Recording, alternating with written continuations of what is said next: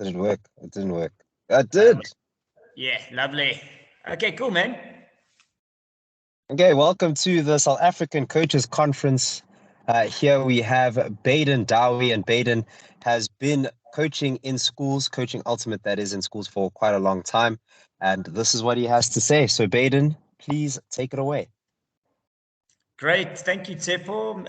Yeah, thank you so much for the opportunity to share. And it's been really wonderful hearing all the different speakers on the conference. Yeah, so without further ado, let's get into it. So, yeah, my name is Baden Dowie, and I'm going to share with you all of my experience that I've while trying to introduce and running Ultimate in schools, various schools in Gauteng, at a middle school level. So yeah, this is what I'm hoping to cover in the next 20 or 25 minutes or so. We're going to look at the student. Who is the student? We're going to have a look at the coach, the goals for the middle school ultimate coach. We're going to look a little bit at catching and throwing at this age group, various throwing activities and catching activities, and then I'll share with you my basic lesson plan structure, and then that'll be it. So let's have a look at the student. So the middle school student is, in the South African context, is separated into two ages, which is, so our middle school is known as intermediate senior phase in South Africa. So there are sort of a junior section and a senior section. So middle school will start from 9 years to 12 years, or grade 4 to grade 7. And there's a group of students at Fuleka Primary School where we had a fun time with them. And then let's have a look at this particular child. You can look at their little faces. They're very eager.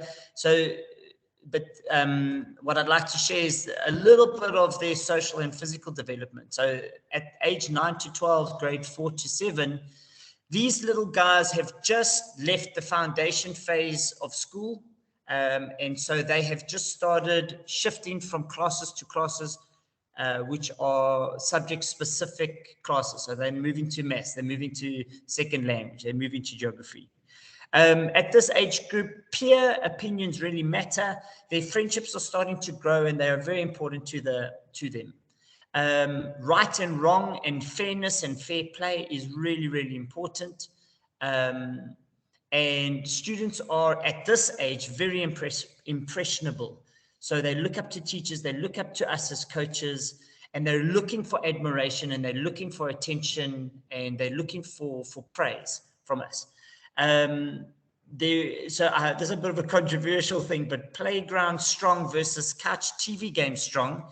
At this age group, you're going to find some students that have been playground strong, and you're also going to have some kids that actually struggle. They have very little coordination, and they need a little bit more attention because they're just, they're TV game strong and not necessarily ball skills or hand coordination strong. Cool. The second section of the group of children is so junior high school.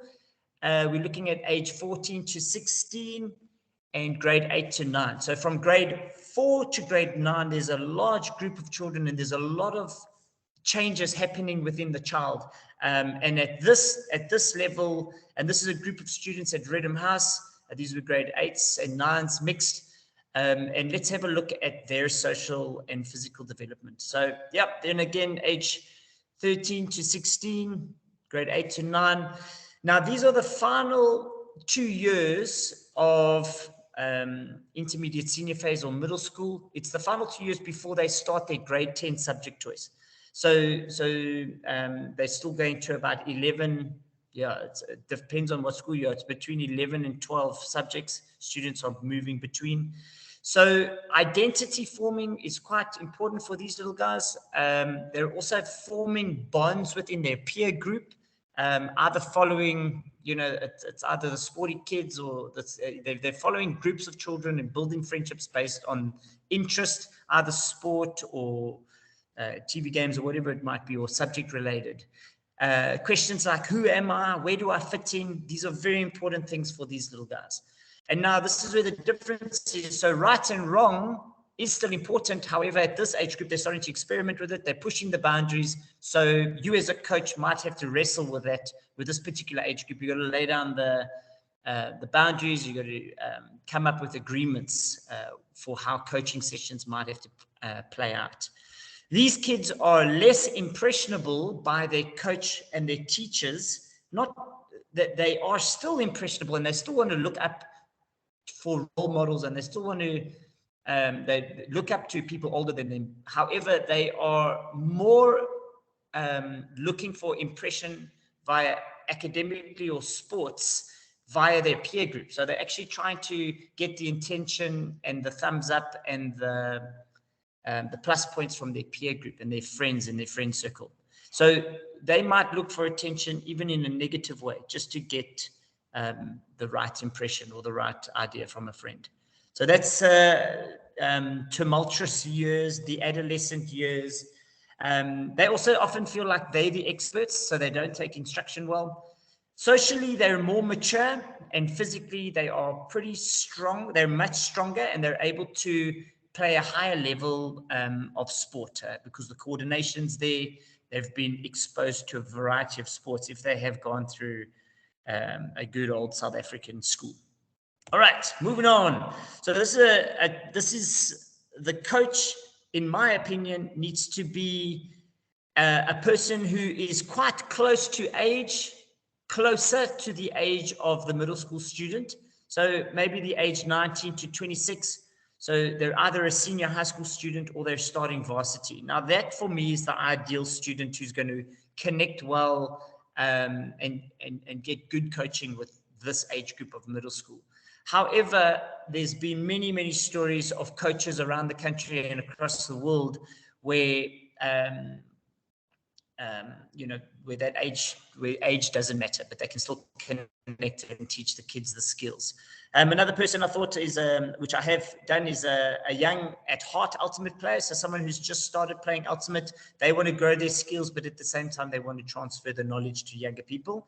Key newbie ultimate player. So those are what I think would form a great coach. And this is a particular group from Randburg, Fairlands area. They called Growing Champions. They're actually a football club, but I managed to get a few discs into that club's hand and invite them to Rocktober one year, which was quite fun. So cool. So in a nutshell, when a middle school coach is working with a group of middle school students, I've summed up 6 goals for this coach. And if they can follow these goals, they're going to have a fun time, a fun season. I'll explain as we go along. So goal number 1, keep everything extremely simple. Number 2, focus on fun, encourage play before force or before strategy, before knowledge of rules. You want to have fun first. You want to build relationship. Point number 3, games, laughter, silly songs. That brings a stronger bond between students and coach, even way before the nitty-gritty of ultimate starts to creep in. Point 4, turn drills and skills training into games. You've got to disguise. There's got to be more action than talking from the coach. So the coach can't just stand there and lecture, hey guys, this is what we're going to do. They have to find ways of creating games and getting straight into the playing and the throwing and the everything that comes along with a coaching session. Point 5, keep to basic rule set. Like you can't run with the disc, turnovers, no contact, and you can also be flexible on the defense. You don't want to get too heavy on the rules. You just want the kids to play. And the more they play, that's when they fall in love with the disc and everything about what we love about the game. And then point 6 is just let them play. Just let them play. Keeping a close eye. Every time there's a moment of infringement, then you can step in. But allow for them to play, because the nature of ultimate actually moves in such a way that fouls can be avoided, and the disc and advancing of the field and scoring works well with very need for bringing rules into the game. So even if there's 2 kids, let them play 2 discs and let you go. All right, cool. So now we're going to get into the nitty gritty of when I start, like if I am taking you at the point as if I am arriving at a school for the first time. It's a new group of students.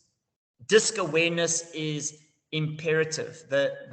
For most of these students in a South African or Gauteng school, it's not round, it's not a rugby ball, it's not a soccer, it's nothing they've ever seen before, unless they've had an uncle or a friend throw a disc on holiday or in the park or something. But disc awareness, they've got to feel the thing, feel the rim, where's the hard part and the soft part. And then they've got to start getting introduced to what catching and throwing is. And I always start with catching. I never at a middle school session, never ever at a first round start pairing the children up and say, cool guys, this is a disc, stand a meter apart and start throwing to each other. And there's a reason for that. So I focus on catching first before throwing. And there's my reason. All right. So I have hurt many a child, not deliberately, but it was just me being a very excited coach. I got the kids facing one another. I gave the one kid a disc. I said, cool guys, this is how you catch, this is how you throw, have fun. And accidentally the disc is a horrible thing. When it hits a kid in the eye or the lip the first time, it just bruises. So this is why I focus on catching first. So I got this, these images from USA Ultimate. They've got some lovely resources there for basics, catches and throws. So on the left of the slide there, this is how I run a catching drill. So this is something that is a drill. It's not really game orientated, but what we do is I do 10 catches each, take a step apart. 10 catches each, take a step apart. And I start them super close in pairs, half a meter apart. At this point, I'm having them focus with shoulders, position the shoulder behind the disc as you receive the disc in front of your stomach. I have them play around with alternating the hand, so right hand on top, left hand on top. And we just do this up and down. The thrower at this stage, all I want them to do is almost drop the disc into their friend's hand. When you're standing a meter apart, you're just dropping, because I just take my word for it. When a disc hits a child in the eye and the lip, you have to speak to their parents afterwards and explain. And you want to avoid those things. So we play it safe first. We start super close. And I promise you, this takes about 10 minutes and the kids' confidence grow. And the moment they get to 3 meters, 4 meters, 5 minutes, they're starting to get the knack of it and the disc is flying and they're catching. But first thing, start close. All right, so start close. And then also after we go about 5 meters, I say, right, guys, well played. Let's come back together. I'm going to show you a second type of catch. And this catch is known as the crab catch. One you might be catching near your thighs or below the belt, and the other one is you're catching above your belly button, as you can see in the 2 images there. So same drill again. I say, cool, face off, half a meter apart, and pass 10 catches to 20 catches each. Once again, the thrower is just gently, almost just dropping it for their partner, dropping it in the air or dropping it below their waist, and just allowing for the student to practice this crab catch below the belt and above the belt. So they're just getting the feel. At the same time, you can mix things up. You can allow for the kids to move apart so they can practice getting a little bit of throw and a little bit of flick while their partners are catching. But at this stage, we are not focusing on throwing. We're just trying to see what kids naturally do to get the disc out to their friend. And then at this time, we can also stop using 2 hands, bring the dominant hand forward and work a couple of 20 catches with just the dominant hand, and then change hands, 20 catches with the other hand. So then they start getting the feel. And at this stage, between clap catch and crab catch, the students will start finding their own confidence in how they catch a disc. Because often in many coaching circles, you'll hear some coaches saying, guys, the best catch is a 2-hand catch. And I have to disagree. And a fun story that happened just 2 weeks ago at a training session here in Tanzania, a little kid of 9 years old It was a horrible throw from a high school kid, horrible throw, right from the end zone, like almost full field hack. The disc was, it was a terrible throw. It was coming down in an axe blade, and this 9-year-old kid somehow caught it at his knee one-handed. And I'm like, that kid's, so that is one of the reasons why I'm like, you know what? Find your confidence in your ability to catch the disc, because in the game of ultimate, as we move on, it's all about good catches. So allow for kids to figure out what their best catch is. One hand grab, two hands, whatever, as long as you're drilling them. Because what we're trying to avoid at this level is no gashes to the eye or the lip. Cool. So now as we're moving as a coach, you watch the kids, you can see the confidence, you can see the joy. They're starting to get excited because they are getting blown away because, like, oh my word, I caught the disc. And I've thrown it and my friend caught it. We're 5 meters apart. I've got 3 kinds of catches, maybe 5 catches, single hand, double hand grab, or double hand grab, or clap catch. I've got a variety of catch options. So you'll start seeing the fun. So this is a moment where you can start going one-on-one wherever you think the child needs. You can start helping them with body position. Okay, step out a little bit, bend the knees, be strong in the hips as you release. Maybe you can help them a little bit with finger grip. And even this picture here from USA Ultimate, I often, my particular throw, I have seen kids and students have a particular throw with all fingers in the rim, but some people, you can see the finger on the bottom, there's that index finger is a little bit relaxed on the rim. But I don't get into the nitty-gritty of that. I allow for the kid to figure out how they release the disc. That's my number one thing. Cool, so now they're throwing. All right, good, well played. We're still catching. We're playing around with the different catches. You can also stop them.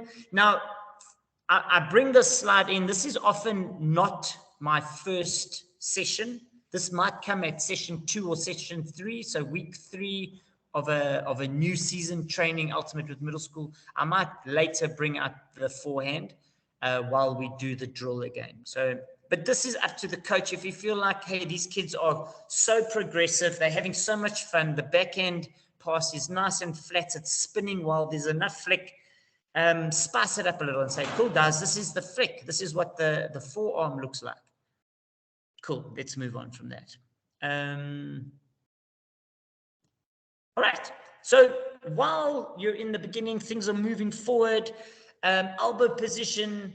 As a coach, most coaches have a sound background of playing ultimate. They've played the game, they've played many years, many tournaments, they've had lots of advice from other players, and they're doing well. So now, the moment they're now working with these young impressionable minds, the coach feels like, oh my word, I have to help these kids. So let me talk to them about elbow position. Let's get the angle of the hips, finger grips, wind up, snap, release.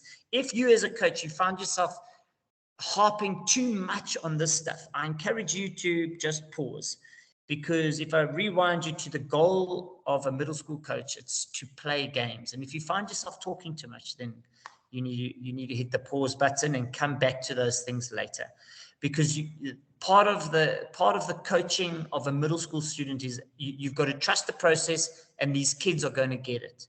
They're going to just, and they don't unfortunately, you can talk and talk and talk and talk, and they don't quite hear you. They're nodding, but the way that they will discover the right throw is just by doing it. So you got to allow for space for them to do it. Cool. Right. So on that note of talking too much, so instruction as a coach is important. Rules and knowledge of ultimate is very important. Running particular drills so that you upskill players is so important. Competition and fair play and iron sharpening iron and strengthening one another is so important. But at a middle school level, you've got to find ways of having more action, so more throwing, more games over the instruction. So you've got to think, you've got to catch yourself and stop yourself from talking and get the children throwing, right? So, hi, everybody, cool. This is our first thing. Get them lined up, get them throwing straight away. Games and playing over, you've got to try and find ways of how do you choose games and play over rules and knowledge. Not to say I'm not going to focus on rules and knowledge, but initially you've got to find games before rules and knowledge. You've got to find ways of building trust with your students. So that's games and songs and just having fun with them before the drill. So trust is more important, and fun before the competition. And then that's, if you can have lots of action in your middle school coaching sessions, lots of play, lots of games, lots of trust building and fun, you will win yourself a group of students that will hopefully one day find a university that is an ultimate team and get connected and get plugged in. So it's all about the fun. Right. So I gave a bit of detail in the catching drill. So I like to focus on catching first so that we avoid injury. So what I do in that game, in that catching drill where I have students passing to one another, it works, but sometimes the throwing doesn't work. So then what I do is I pause the catching exercise, and then I move over to all these different throwing exercises, and I will do a variety of these throwing exercises over a season. And the reason I do these throwing exercises of what I'm about to explain is to isolate the exercise, because often when a child is throwing to a peer, they may not throw well, or they're thinking about hitting the target and not thinking about throwing and releasing. So there's a whole bunch of weird things going on here. So what I have found to work is we'll do a session of throw to no one. So I'll have the kids lining up on a line, and we choose a mark on the field, and we throw to no one, and we just throw. Sometimes I'll have them take a walk all the way around the field. So I say, cool, throw to the corner of the rugby poles, go and fetch it, throw to the other corner of the touch line, go fetch it, throw to the halfway line, and just go all the way around, throw to no one, throw. So that's also my second point is throw, fetch, throw. And just have a kid walk with the disc. Maybe give them, if you have enough discs, you can give them 5 discs, and they just throw 5, fetch 5, throw 5, fetch 5, until they get their own feel of how to throw a disc. Playing around with distance throws. You can have them lining up shoulder to shoulder, see how far they can throw it halfway across the field. Net throws. There was one school that I worked at. While we were doing a throw and fetch exercise, we actually went all around the school, and we came to the cricket nets, and I was like, wow, this is a great place. So we made use of the cricket nets, and I just had the children doing net throws. So just throwing the disc flat, backhand into the net, then forehand into the net. Do it 10 times with the backhand, 10 times with the forehand, and then we change the game, and we go move and do something else. I would set up cones. Try hit the cone. So that's target throws. Finding dustbins around the campus. Throw and hit the dustbin, or put a Coca-Cola bottle there. Hit the Coke bottle. So that's target throws. Throw down the hill. This was also quite fun. While we're doing throw, fetch, throw, and walking around the campus just throwing disc, we found a hill and we started throwing the disc down the hill. And it's a great opportunity for kids to see how the disc operates, because it's got a bit more hang time and they can see what side it dips and flows, and we play around with that. And then we also do disc golf games. So we, first week, depending on the numbers, maybe week 2, we set up a disc course, a small little disc golf course. And we say, make it a par 3. This is our goal. We want to try see if we can get it within. I promise you, first round, they're going to take 6 or 7 throws to hit the first target. By week 3 or 4, you can see their accuracy start improving as they start hitting the target of your disc golf course within par. So yeah, so throwing activities, I like to do it in an isolation, not necessarily with a peer. This is how we build the skill. Cool. And pause. Yes. So the reason I have my green pause here is we pause briefly if we are talking too much. And in these moments of throwing, you can find moments to pause the child and say, cool, can I help you with this? Then you can help them with adjusting, because after let's say they've done 40 throws, maybe they're on 80 throws, and you can see this poor kid's not getting it. It's time to intervene. So after, I mean, let the kids try to figure out how to get it. But if it's just like, okay, enough, let me help you, then you can have a positive pause moment and go and teach the kid, this is what's going to help you get a bit more snap out of the disc. All right. And the number one rule I tell children while they are throwing, this is what we want to achieve. So, dear child, you need to do whatever you need to do to get the disc flat and spinning fast. And that's it. And while we do this crazy random throw, fetch, throwing to the net, disc golf game, I'm always asking them, hey guys, what do you need to do? Oh yeah, we've got to try and get it spinning fast and keeping the disc flat. Okay, brilliant. Because sometimes what I've also found in my coaching, students will accidentally throw beautiful inside outs, but it's not their first throw. So I don't want to ridicule and say, hey, that's the wrong throw. I want them to understand that the flat pass is your best pass for your receiver or a teammate on your team. But every now and then you'll see a kid whip out a forehand throw, and it's a beautiful outside in, and or inside out, and it's just naturally left their body in that way. So you can either congratulate them and say that's a beautiful throw, but can you try get it flat and spinning? So yeah, that's something to remember. So that's the biggest question at this age group. Just get the disc flat. All right, so that's catching and throwing. Maybe at week 1, I try to get the kids playing a game, and it's always messy. So you move with the group of the children and the skill set, but we want to get them to the point of playing ultimate. All right, and this was a lovely session at Redham House. We managed to get a little mini tournament. So catching's working. So some drills. So let's say, we have catching working. The kids are throwing well. Now you can start teaching a bit more creatively around catching. So you can teach the kids how to catch into space. So I would gather all my discs. I would have about 10 discs. I'd line the children up and I'd get them running straight ahead of me, and I would pass the disc ahead of them. So they would have to chase the disc down. Sometimes I'd have them cutting to the left, so then they could try catch a disc catching in space. So they can start understanding that. Because when we start getting into a game scenario, the student has to learn that being in a static position is not good enough for the game. You have to learn how to run into space. So throwing's working, catching's working. Now we're running into space, game on. And if you only have 3 students, I've always gone, I've played box, and I'm not too sure I'm sure you guys have all played box. It's with about a meter by meter box in the middle, which is your scoring area, and then a larger box on the outside, which acts as your playing area.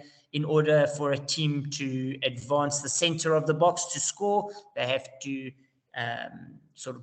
get the disc outside of the big box, clear the big box in order to come in and score. If there's a turnover, that team has to clear the big box in order to have an opportunity to score.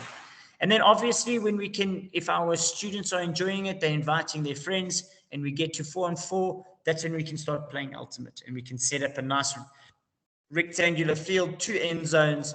And only now can we start introducing things like the pool, and maybe talking to them about force and where do force, and start bringing strategy in a game scenario.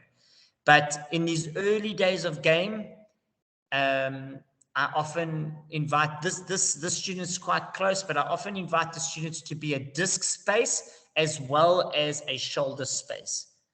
So if that girl in the blue jersey is holding the disc, she would extend the disc from her shoulder and the full extension of the disc to her defender's chest, and that would be a nice space for starting. And then as the weeks roll on, you can start tightening up that defense. As you can see, kids are working their pivots. They're passing to both sides. Then you can bring on the intensity. So that's starting ultimate. So yeah, I think I'm coming near to the end. I try to keep my lesson plan super short and sweet. 4 little points on my lesson plan. I can write this on a torn up till slip lying in the bottom of my car and quickly write down what's my intro, what am I focusing on, what's the body of the lesson, and how are we going to end. So my intro would always be a warm-up with catches and throws, maybe a quick up and down dynamic stretch routine. Then we're going to have our little focus point, always building on whatever I did the week before. Sometimes I would just repeat the previous lesson because it needs reinforcement. The focus point is flat throws disguised in a game somehow. And in the body of the lesson will be playing ultimate 3-on-3. And often this was the case, I would have sometimes 4 students at a session. So we would go into a disc golf game, and then we'd focus on flat throws and hitting targets. And then we'd end with a huddle or a song, and we'd say thank you for the day. And that is middle school ultimate. So thank you very much, guys.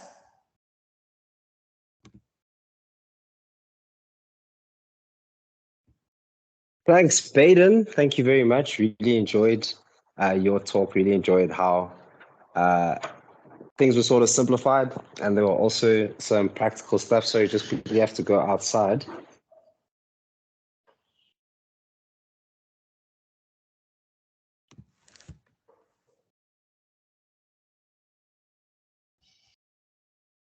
So just some people making noise around me. But yeah, really appreciated that talk.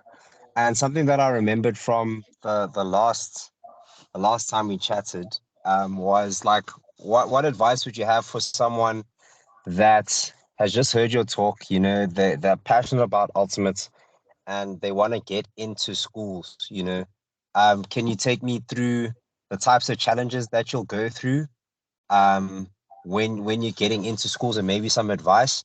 That's the first one. And then relating to the challenges, are there some things that we need to sort of consider, like when going into school? So, like, is there some sort of thing that you need to sign to say that you're dealing with kids? Is there some sort of indemnity there?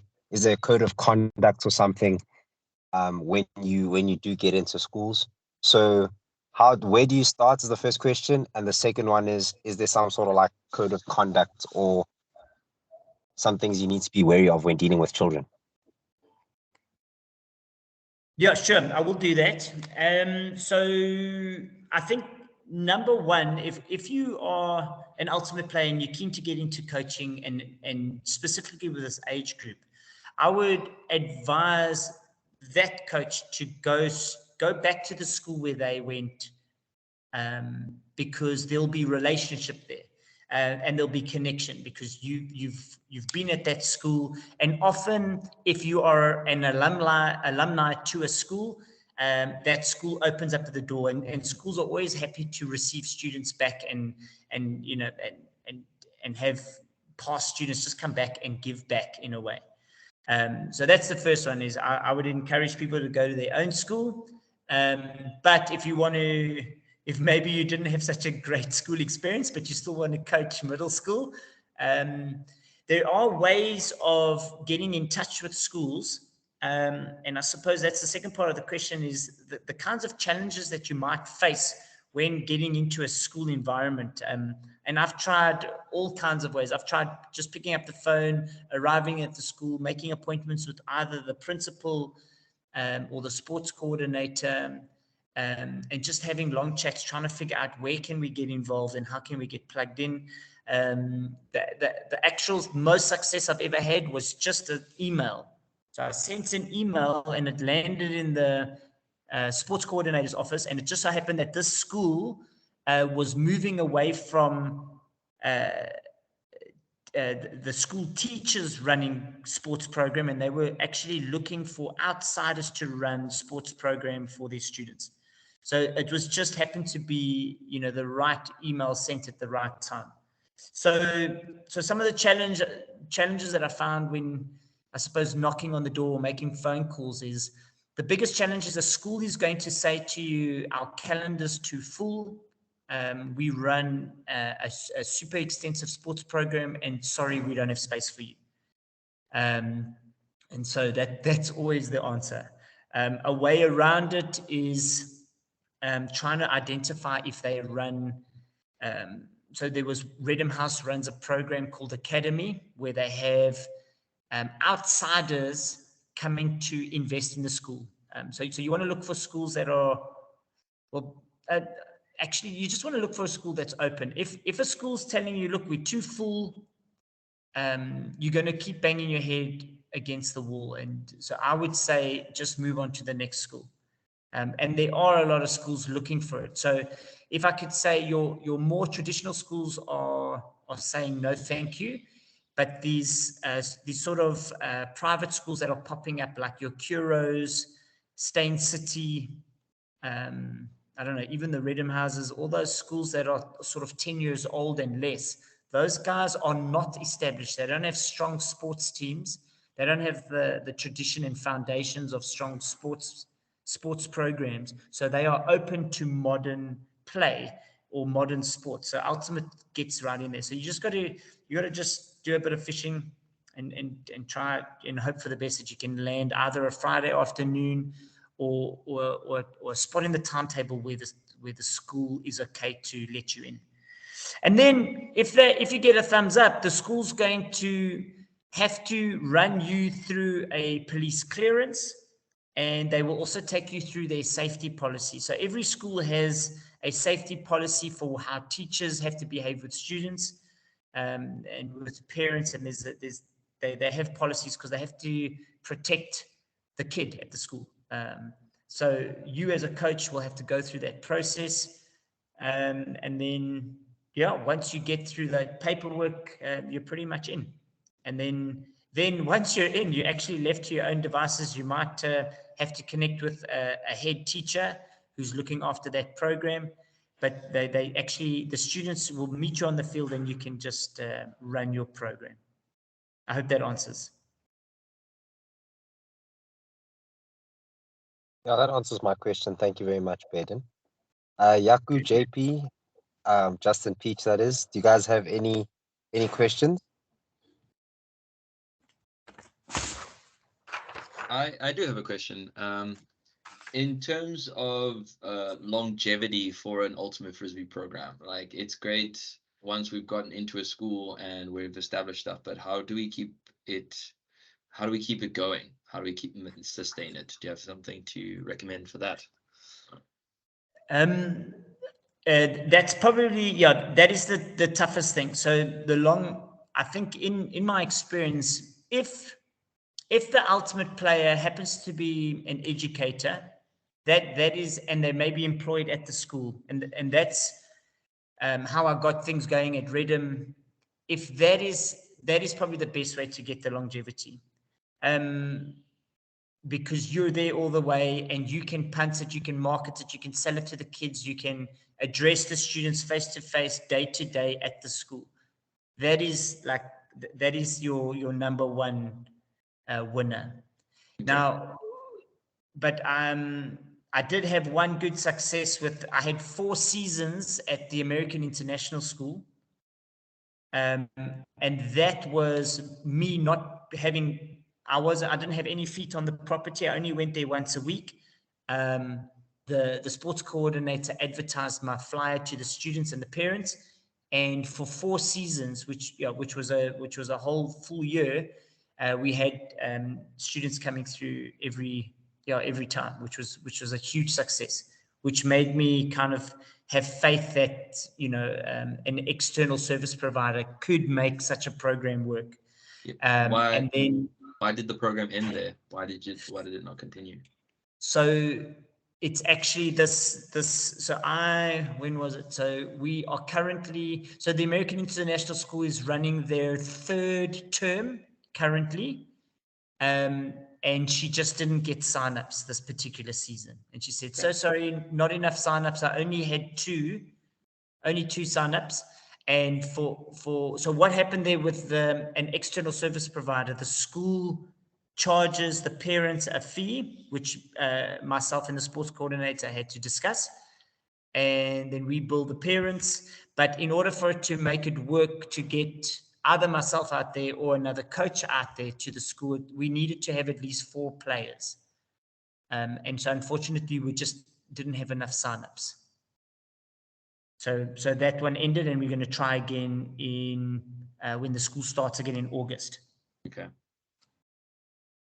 Yeah. Good. Thanks for the question, man. No worries. Thank you. Yaku, you have something for us?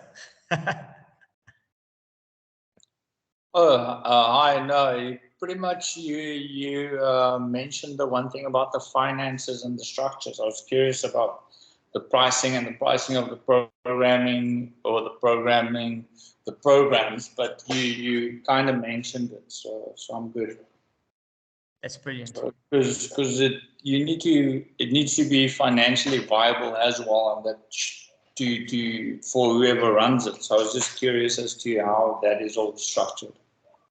Yeah. So, I mean, that was also an experiment for myself at the American International. So, I started it, and I went there and received the money. So for a season, we charged the kids 900, I think 950. We were also experimenting with prices, and there's loads of all these different sports programs out there, like judo and rugby and all these different clinics that parents are paying for a season. So for a 10-week season, I charged about 950 Rand, which was 95 Rand a session.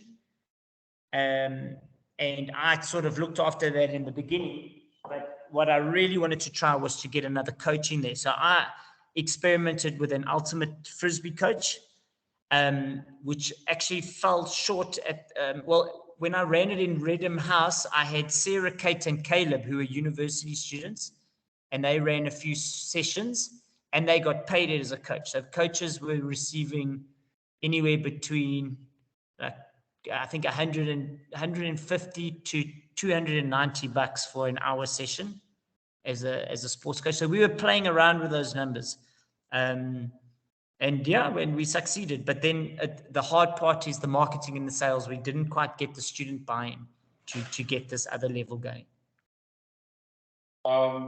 Did you, with that marketing, and did you identify anything, like anything that worked, that didn't work, in terms of marketing it directly to the students? I think my biggest downfall was email communication. So the school lets me in, but it's the end of the day. This was a difficult learning curve. So the parents are the actual customer, because they're the ones paying. So they just want their child to be active for that particular hour that afternoon. So that was my biggest challenge, was keeping up with email and communications and sending photos to the parents. So I think that maybe fell short, or maybe what worked. What worked was, I think what worked was the sessions. Maybe it was the ultimate sessions before, because the kids were talking to one another, and we brought excellent vibe, and the kids loved the ultimate sessions. Even though there was 4 kids on the field, we were going mull on the fields, and the parents, and I would also connect with the parents when they fetched the children, and they said, "Yeah, thank you very much. The child's enjoying it. Are you running it again?" And yeah, so I think that's what worked. So that enthusiasm level. I think the enthusiasm, yeah, that their kids are they're somewhere safe, and they're having a good time, and they're learning new skills. Yeah, there was one other thing that you mentioned earlier on about the childhood development. Is that I'd asked that if this is one of the few sports that you can have both ladies or how do you say, girls and boys on the same team, so to say, is this a determining factor for this age group, or is that more applicable for older age groups?